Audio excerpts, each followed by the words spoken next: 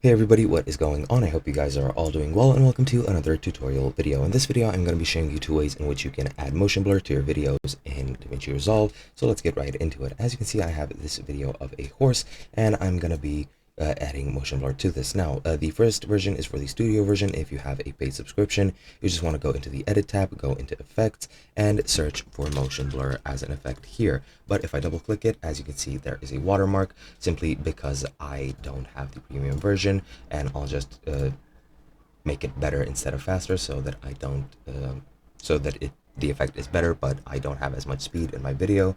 Motion range, I'm just going to put small, and motion blur, I'm just going to max it out. And now if I play the video, as you can see, it is blurry because of the motion, and I can very easily just disable it whenever I want, and it's going to add motion blur. But let's say that you don't have the premium version and you don't want this type of motion blur. I'll just remove it by clicking Control Z a couple of times. Whoops. Control Shift Z should be redo. Yep. And now I'm going to show you how you can do this in the free version. And in the free version, you are going to go into the Fusion tab, and what you're going to be doing here is just click on the media input node, click Control Space, and search for optical flow. This is pretty much just motion blur. You can add it, and now you can set it up however you want. You can have classic methods, you have advanced methods, and if I take the video all the way back to the beginning, this should now have motion blur. However, it is really slow because it is rendering. Let me just set the playback resolution to a quarter. This might help. And as you can see, it did help, and it is adding a bit of motion blur.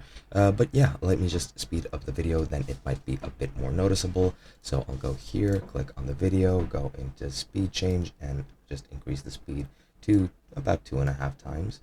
And once I'm done with that, let me just go back here, rewind the video, and now it should be a bit more noticeable with the motion blur. You might not be able to notice it, but it is there. This is how you can do it in the free version. And any objects that you might want to remove from the motion blur, what you're going to want to do, rewind the video, go into color, and select the object that you want. Let's say I want to go from here and I want to select this tree. I'm just going to zoom in on that tree like so. And first I'm going to go here into window, then select this pencil, and just select and create a mask around the tree. I'm not sure why it isn't creating a mask. This is very, very weird. It is supposed to just create points like so, and as you can see, I don't know why it is doing this. I really don't understand what's happening. You should be just able to click here and create nodes like this. It's just connecting to there, but it doesn't really matter. Let me just maybe edit this node so that I can stretch it out a bit. This is gonna work for now, I guess.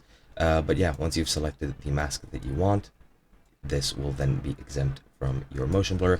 Actually, first what you're gonna want to do is create a copy of your video. That is what I forgot. Let me just go here, create a copy, just paste it over there and overlay it over the original video. And I don't know why it is doing this. Let me just rewind this, and if I alt drag, there we go, a second copy. Select that, go into color, then again select the pencil, select what you want. Actually, I'm going to be using a rectangle for this since it's a bit easier for me, since this tree is literally in a rectangle shape. Just skew it a bit like so, and just modify the nodes to your wishes like so. And once I've modified that, and make sure the V2, the one overlaying, is selected, then you're gonna want to go here into the node, right click, add a node, or add alpha output rather, connect the blue square to the alpha output, and now as you can see here, the window or the frame is blacked out. Now what you're gonna want to do, since this will not motion track, you want to go into the tracker, select frame, and then move the video along the frames, and then just move the window to the exact space which you want to exempt from the motion blur, like so. Whoops. This is a bit more tricky. Hold up.